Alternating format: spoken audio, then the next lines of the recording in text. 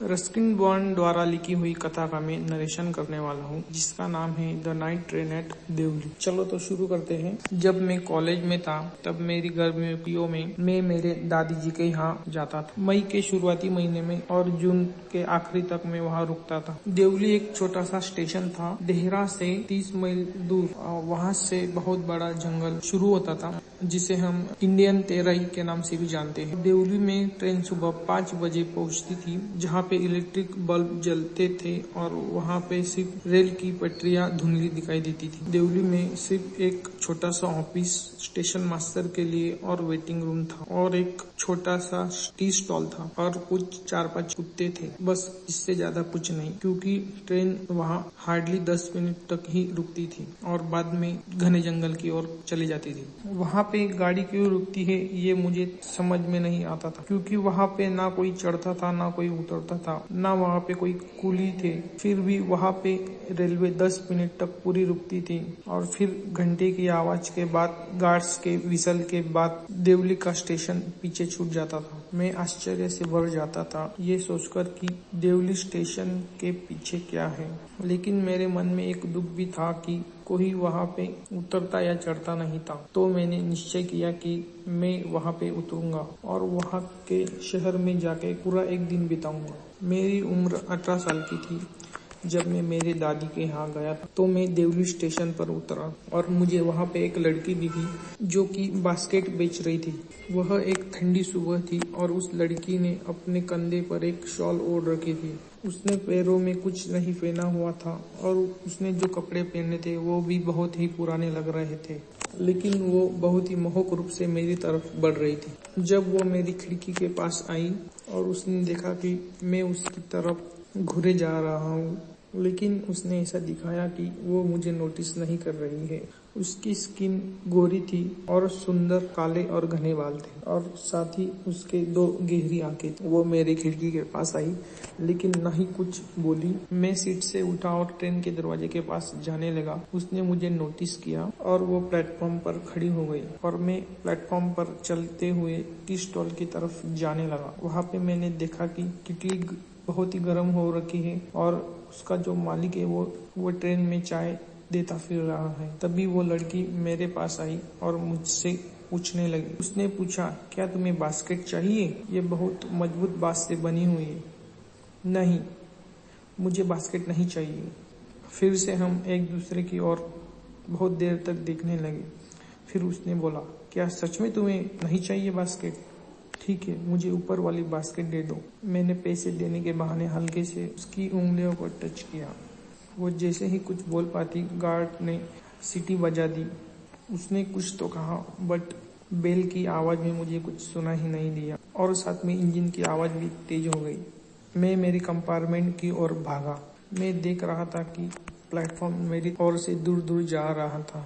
वो अकेली प्लेटफॉर्म पर खड़ी थी एंड वो थोड़ी सी भी हिली नहीं थी, बट वो कंटिन्यू मेरी तरफ देख रही थी और मुस्कुरा रही थी। मैं उसको देख रहा था जब तक सिग्नल बॉक्स हमारे दोनों के बीच में न आता और जंगल शुरू हो गया। स्टेशन बहुत पीछे छूट गया, लेकिन मैं देख पा रहा था कि वो अभी भी वहाँ पे खड़ी है। मैं पूरे रास्ते वहाँ पे खड़ा रहा। मैं मेरे मन से उस लड़की की पिक्चर हटा नहीं पा रहा था।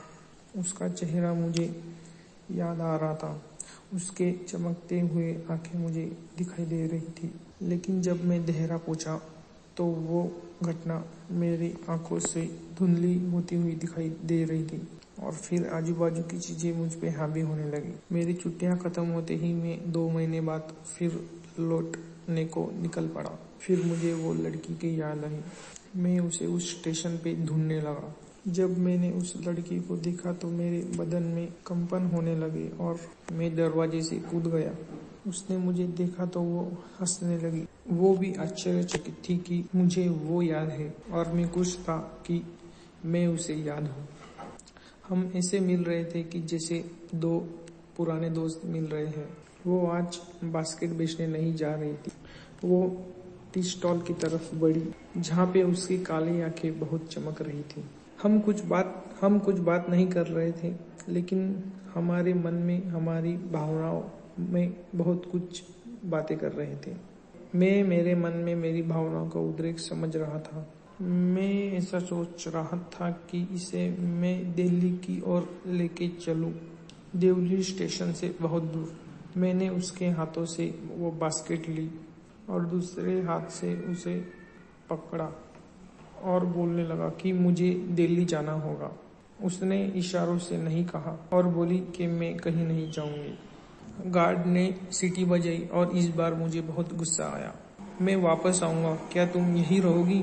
उसने फिर से नहीं का इशारा किया और फिर बेल बजी और ट्रेन धीरे धीरे आगे बढ़ने लगी। मैंने मेरा हाथ छोड़ा और ट्रेन की तरफ भागने लगा। इस बार मैं उसे भूल नहीं सकता। वो मेरी एक जर्नी की याद थी, बहुत देर तक रहने वाली याद। पूरे साल मुझे वो याद आती रही। जैसे ही मेरी कॉलेज खत्म हुई, मैंने मेरी बैग पैक की और देहरा की तरफ जाने के लिए निकल पड़ा।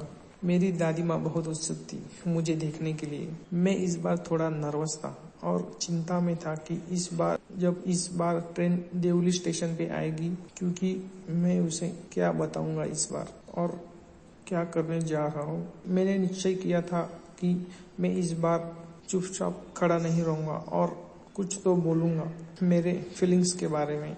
ट्रेन देवली स्टेशन आई। मैं ट्रेन से प्लेटफॉर्म पर उतरा, लेकिन मैं उस लड़की को दोबारा देख नहीं पाया। कहीं पे भी वो मुझे दिख नहीं रही थी। मैं बहुत ही मायूस हुआ। मुझे ऐसा लग रहा था कि मैं बहुत ही बड़ी मुसीबत में फंसने वाला हूँ। मुझे बहुत ही दुख हुआ। मैं स्टेशन मास्टर की ओर भागा और पूछा, क्या आप उस लड़की को जानते हैं जो यहाँ पे बास्केट बेच रही थी? नहीं, मुझे नहीं मालूम।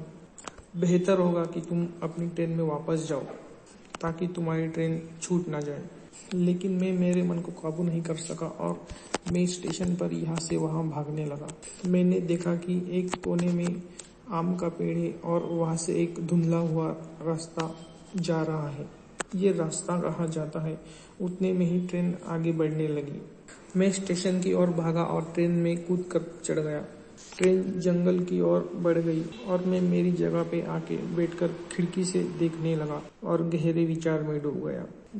मैं क्या करूँ उस लड़की को ढूंढने के लिए जिससे मैंने सिर्फ 2 ही बार देखा है, जिससे मैं 2 शब्द ही बोल पाया हूँ और जिसे मैं पूरी तरह जानता भी नहीं हूँ। ये मैंने पहली बार महसूस किया था कि मैं किसी के लिए इतना भावुक हो रहा हूँ। मैं मेरे दादी के घर आ गया, लेकिन वो खुश नहीं हुई जब मैं 2 हफ्ते में ही वापस जाने वाला था। मेरे मन में विचारों का द्वंद्व चल रहा था। सो मैंने ट्रेन पकड़ी और निकल पड़ा देवली स्टेशन की ओर, स्टेशन मास्टर से कुछ और ज़्यादा जानने के लिए। लेकिन जब मैं वहाँ पे पहुँचा तो स्टेशन मास्टर की 1 हफ्ते पहले ही बदली हो गई थी और नया स्टेशन मास्टर आ गया था। नए स्टेशन मास्टर को उस लड़की के बारे में कुछ भी नहीं पता था जो कि बास्केट बेचती है। मैं टी स्टॉल के मालिक की तरफ बढ़ गया जिसने पुराने कपड़े पहने हुए थे। मैंने पूछा, क्या तुम उस लड़की के बारे में जानते हो जो यहाँ पे बास्केट बेचती थी? हाँ, एक लड़की थी तो यहाँ जो बास्केट बेचती थी। मुझे याद है वो लड़की, लेकिन अब वो यहाँ नहीं आती है। क्यों? क्या हुआ उसके साथ? वो आदमी बोला। मुझे कैसे मालूम? वो मेरी कोई भी तो नहीं लगती।